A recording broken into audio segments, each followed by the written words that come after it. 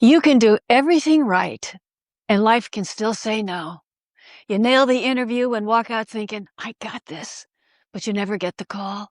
You put an offer in on the perfect house and someone else gets it. Or maybe it's a relationship you were sure was the one, or a friendship you thought would last forever. But they ended anyway. And when you wanted it that badly, it's hard not to wonder, why not me? Why didn't I get what I wanted? What I'm about to share with you took me 77 years of living and 41 years as a therapist to finally understand. And once you see it, the next time life says no, you'll know what to do next instead of wasting your time trying to force open a door that just won't open.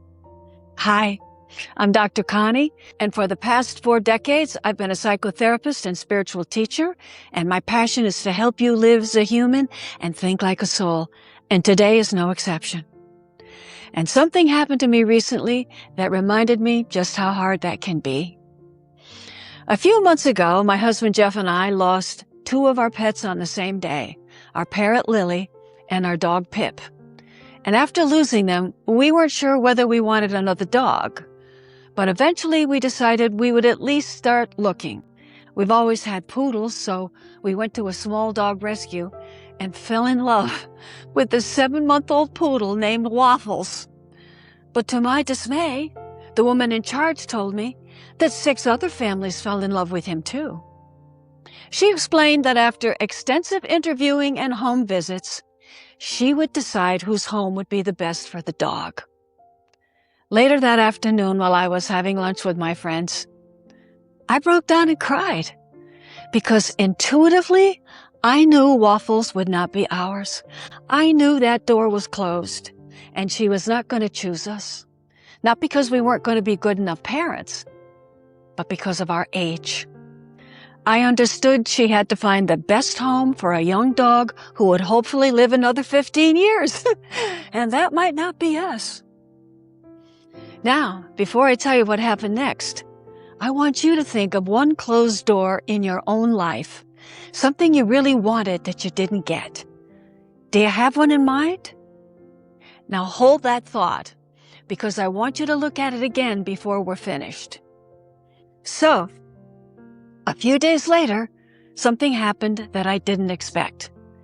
Excuse the pun, but after falling in love with Waffles, I was no longer waffling about whether I wanted another dog. That disappointment made me realize how much I wanted to be in love again. And now I wanted another dog even more. So I contacted a couple of breeders and asked if they happened to have any other older dogs available. And one of them wrote back and said, I think I have just the dog for you. He was a 1-year-old toy poodle, and it was the exact kind of dog I had been hoping for. And 2 weeks later, Jeff and I brought him home and named him Cheeto. Cheeto Bandito. But we call him Cheeto. And I'd love to share him with you. Here he is. To be honest, I couldn't have asked for a more perfect dog. He wants to please. He's the snuggle bug I always wanted. But he's also all boy. Jeff and I get so much joy just watching him throw his toys around and playing. Our house had been filled with grief for quite a while, and now it was filled with joy. And even our 7-year-old dog Stella tolerates him. And I really do believe having Cheeto around has helped lift some of her grief as well. Now, many people might look at what happened with Waffles and say, well, you guys just got lucky. But I've seen this pattern happen too many times in my life and in the lives of others to dismiss it that easily. And here's what I'd like you to consider, not only in my scenario, but also in yours. What if it wasn't an accident that you didn't get everything you wanted? What if instead there was a bigger picture going on that you can't see? Because, my friends, there is. Many of you know how strongly I believe that we are not just our human self. We are souls having the experience of being human for a very short period of time. And before we ever arrived here, we came with intentions, experiences we hoped to have, people we wanted to be with again, lessons we wanted to face, and opportunities to grow in ways our human mind will never fully understand while we're here. So you came here with your own blueprint, your own unique path for this lifetime. So the bigger picture, whether you want to call it your soul, God, the universe, whatever word feels right to you, knows exactly what you came here to do. And it sees that if you're going off your path, it will guide you back to that path by giving you what I call red lights. A red light is life simply saying, not now, not this.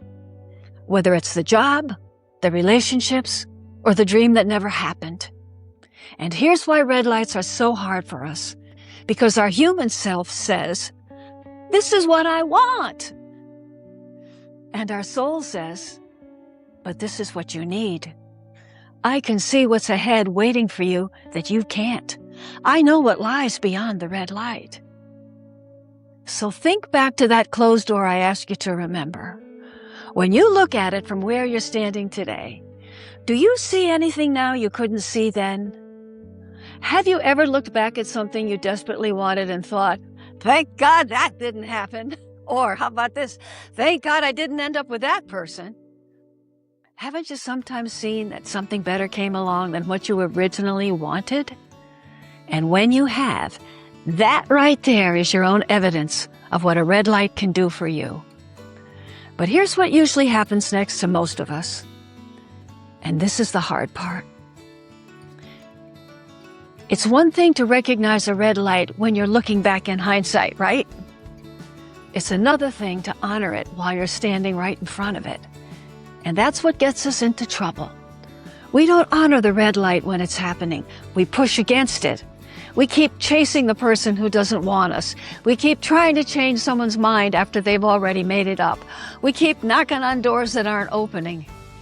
In other words, we keep trying to turn the red light green.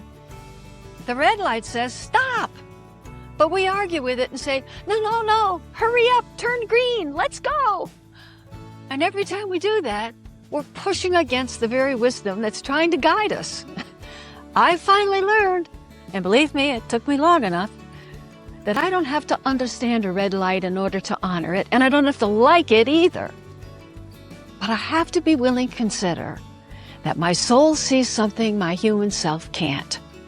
And I want to honor that part of me. So the next time life gives you a red light, just stop and ask yourself, what if this red light is here for a reason? And now you do this. Trust. Trust in life. Trust in the bigger picture. Because sometimes you find out 2 weeks later that what was waiting for you was a little guy named Cheeto. So if you're ready to stop fighting your path and start following it, this video right here shows you exactly how that feels. I'll save you a seat, and I'll see you there.